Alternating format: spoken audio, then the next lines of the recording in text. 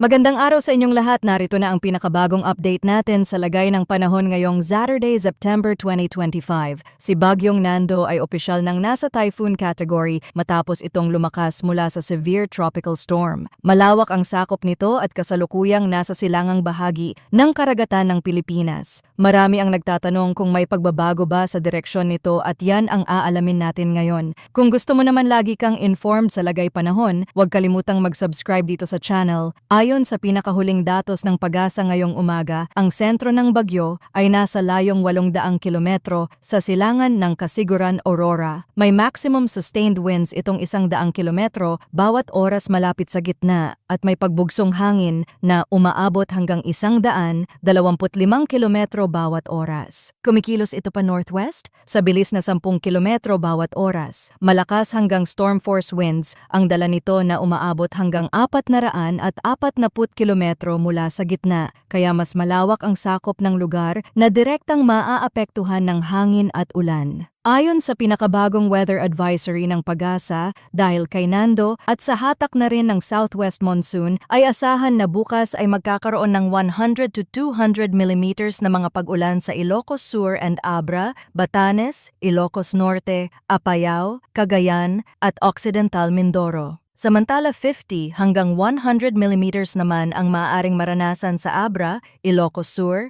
Isabela, Palawan, Romblon at Antique. Sa Monday, September 23, above 200 millimeters na mga pag-ulan ang posibleng maranasan sa Ilocos Norte, Apayao, Batanes and Cagayan, habang 100 hanggang 200 milimetro sa Ilocos Sur, Abra at Occidental Mindoro. 50 to 100 millimeters naman ng mga pag-ulan ang posibleng maranasan sa La Union, Isabela, Ifugao, Kalinga, Benguet, Mountain Province at Nueva Vizcaya, Zambales, Bataan, Cavite, Batangas, Palawan, Antique, and Romblon. Mas mataas pa ang rainfall amount sa mga bundok at elevated areas at mas lalala pa ang epekto dahil saturated na ang lupa mula sa naunang mga pag-ulan. Naglabas na rin ng storm surge warning ang Pag-asa, tinatayang aabot sa higit 3 metro ang storm surge sa Batanes, mula 2.1 hanggang 3 meters naman sa Cagayan at Ilocos Norte, habang mula 1 hanggang 2 meters sa Ilocos Norte, Ilocos Sur at Cagayan. Ang ibig sabihin nito ay may posibilidad ng mabilis na pagtaas ng tubig dagat na life-threatening para sa mga baybaying lugar,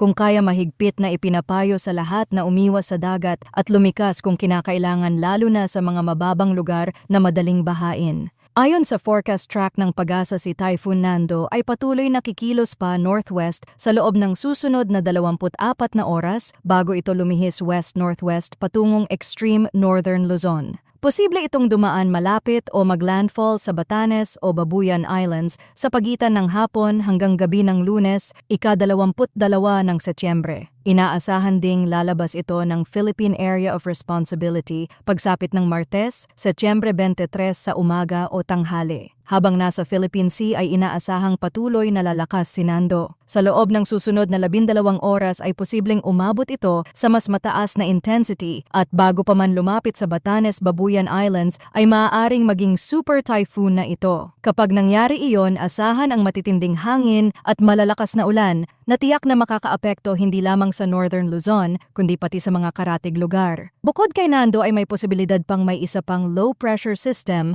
na mabuo sa timog silangan ng bansa. Ayon sa ilang international weather models, maaaring lumakas din ito bilang bagyo at tumawid sa malaking bahagi ng bansa. Wala pa itong tiyak na direksyon pero ipinapakita ng mga datos na dapat na rin itong bantayan dahil maaaring sumabay o sumunod kay Nando. Patuloy kaming magbibigay ng pinakabagong ulat dito sa ating channel. Maraming salamat sa inyong walang sawang pagtutok at palaging mag-ingat.